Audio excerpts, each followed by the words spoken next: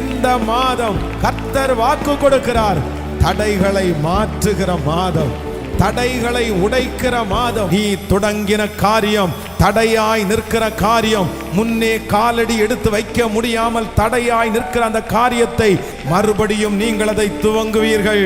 உங்களை கொண்டு துவங்கிய அந்த காரியத்தை உங்களை கொண்டே முடிப்பேன் என்று கர்த்தர் வாக்கு கொடுக்கிறார். அவர் நமக்கு உள்ளே இருக்கிற தடைகளை கர்த்தர் மாற்றி நமக்கு முன்பாக இருக்கிற கல்களை புரட்டி போடுகிற மாதம். மரியாள் சொல்லுகிறார்கள், நமக்கு முன்பாக இருக்கிற இந்த கல்லை யார் புரட்டி போடுவார்? கல்லறையினிடத்திலே வந்து பார்க்கும்போது அவர்களுக்காக அந்த கல் புரட்டப்பட்டு கிடந்தது.